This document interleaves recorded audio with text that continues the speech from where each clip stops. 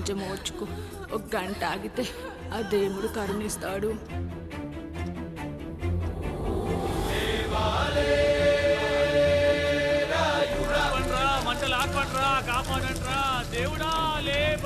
ఆయన లేవాలి, ఈ మంటలు ఆరాలి. నీ కంటిలోని ఒక్క బొట్టు ఈ మంటల మీద పడినా ఈ ఊరే కన్నీరు పెడుతుంది.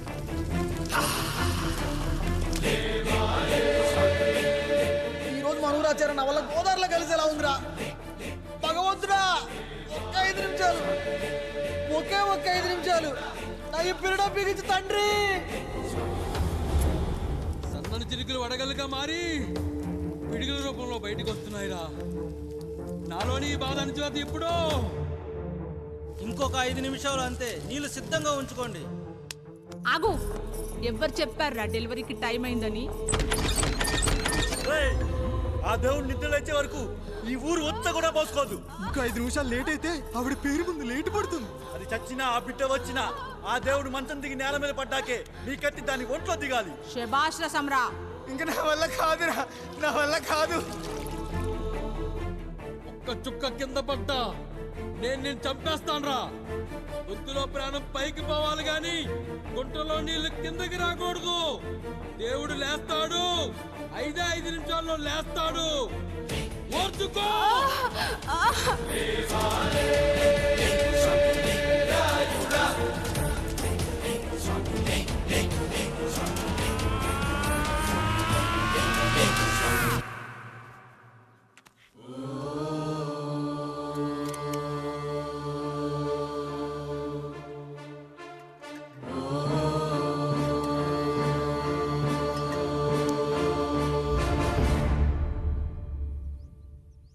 రాయుడు గారు నిద్ర లేచారు. విప్పండ్రా. పోయండ్రా. నీవు శారదా లగెత్తండ్రా, లగెత్తండి.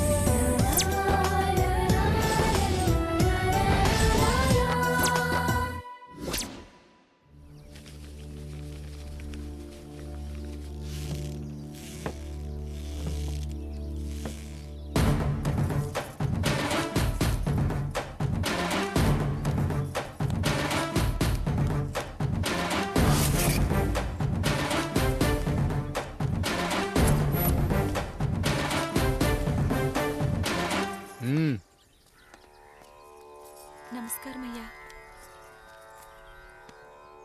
అయ్యా, మన ఈరిగాడికి సంవత్సరం క్రితం పెళ్ళయిందయ్యా. మొన్నటిదాకా తాడు బంగారంలో ఉన్న వాళ్ళ జీవితం ఇప్పుడు తాడు ఫ్యాన్లో మారిందయ్యా. తన భర్తకి తల్లిదండ్రులు ఎక్కువయ్యారయ్యా. కట్టుకున్న భార్యకి చీర కొనడం కంటే అమ్మా నాన్నలకు మాత్రం మందులు కొనటమే తన సంతోషం. పొద్దున లేచిన దగ్గర నుంచి తల్లిదండ్రుల పనులు, పెళ్ళ ముద్దు ముచ్చట తీర్చట్లేదని తల్లిదండ్రులను వృద్ధాశ్రమంలో చేరిస్తే తను తన భర్త సంతోషంగా ఉంటామని వీరిగాడి భార్య సావిత్రి రచ్చబండి ఫిర్యాదు చేసిందయ్యా. చూడమ్మా, ప్రతి స్త్రీ జీవితం 3 ఆకులతో ముడిపడి ఉంటుంది. పెళ్లిల్లో మావిడాకులు, శోభనం గదిలో తమలపాకులు, ఆ తర్వాత భర్తతో విడాకులు. మావిడాకులు గుమ్మానికి కట్టొచ్చు, తమలపాకులతో కిల్లీలు కట్టొచ్చు, కానీ విడాకులతో కాపురాలను కట్టలేమమ్మా, కట్టలేం. నన్నేం చేయమంటారు? నాకంటూ కోరికలుండవా? భర్తతో సరదాగా ఒక్కదాన్నే గొడవ పడాలని, ఆయన కష్టపడి అలిసొస్తే పక్కింటి వాళ్ల కబుర్లన్నీ చెప్పాలని, వచ్చిన జీతం మొత్తం చేతికిచ్చాక నేనే 10ో 12కో చేతిలో పెడితే ఆయన కళ్లల్లో ఆనందం చూడాలని నాకనిపించదా? ఎంతసేపు అమ్మా నాన్న అంటూ వాళ్ళ కొంగు పట్టుకుని తిరగడమే తప్ప నా పైట పట్టుకుని తిరిగిందే లేదు. నాకు విడాకులొద్దు, నా భర్త నాకు కావాలి. ఎరా, నీ భార్య చెప్పింది విన్నావుగా, ఏమంటావు? అయ్యా, మీరు నా వైపు కూడా ఆలోచించండి అయ్యా.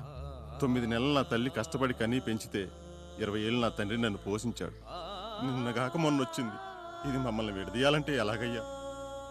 నాకు నా పిల్లం కంటే నా తల్లిదండ్రులు ఎక్కువయ్యా. మరి పెళ్ళెందుకు చేసుకున్నావురా? పక్కూళ్ళో పనికెళ్తుంటే అక్కడ మెస్ భోజనం పడట్లేదయ్యా. ఇల్లామంటే పని మనిషి అనుకుంటున్నావారా? అసలేమనుకుంటున్నావురా? ఆడదంటే నీకంటే చిన్నదవుతే చెల్లవుతుంది, పెద్దదైతే అక్క అవుతుంది, పెళ్లి చేసుకుంటే భార్య అవుతుంది, ఆ తరువాత తల్లి అవుతుంది. మగాడేముందిరా, ఆఫ్టర్ ఆల్ తండ్రి అవగలడు. మగాడు పురుషుడు అని పలకాలంటే పెద్ద కష్టమేమీ లేదు. కానీ స్త్రీ అని పలకాలంటే నోట్లో కండరాలు, నాలుక అష్ట వంకరలు తిరిగి కష్టపడాలరా.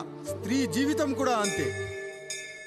మన దేశంలో స్త్రీని గౌరవించడం తరతరాలుగా వస్తున్న సాంప్రదాయం. ఆ సాంప్రదాయం ఎంత గొప్పదంటే జంతువుల్ని కూడా పిల్లి పిల్ల, కుక్క పిల్ల, పంది పిల్ల అంటాం గాని కుక్క పిల్లోడు, పిల్లి పిల్లోడు, పంది పిల్లోడు అని అనమరా. అంత గొప్పదిరా మన సాంప్రదాయం. మీరు ఎన్నైనా చెప్పండి, దాన్ని ఏలుకోవటం నా వల్ల కాదయ్యా.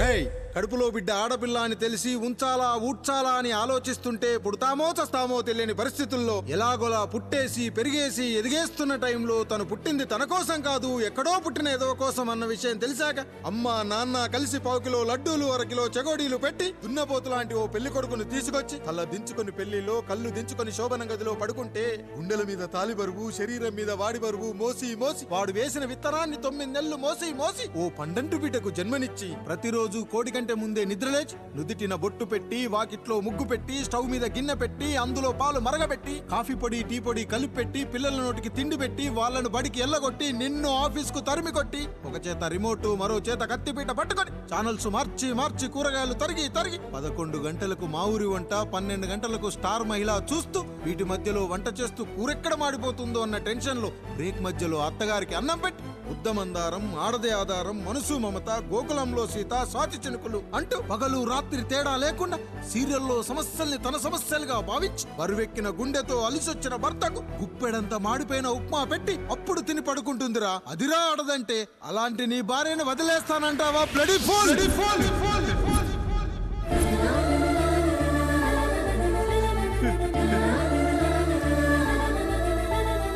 గుక్కలో ఆడదాని గురించి చెప్పాలంటే నాకు 3 నిమిషాలు పట్టిందిరా. 3 ముళ్ళేసిన నీకు ఆడదాని గురించి తెలియాలంటే ఎన్ని జన్మలెత్తాలరా. అయ్యా అయ్యా, నా తప్పు నేను తెలుసుకున్నానయ్యా. నా తల్లిదండ్రులు నేను వదిలేస్తానయ్యా. నా పిల్లల్ని నాకు ఇప్పించున్నాయ్యా. నువ్వు తప్పు మీద తప్పు చేస్తున్నావు. నీ భార్యను తిరిగి ఏలుకోవడానికి నీకు హక్కు లేదు. ఈ రాయుడు తీర్పిస్తున్నాడు. ఈ ఈరిగాడు మాత్రం తమ తల్లిదండ్రులతో ఉండాలి, కానీ ఈవిడకు మాత్రం భర్త కావాలి. ఈమెకు అభ్యంతరం లేకపోతే నేను పెళ్లి చేసుకుంటాను.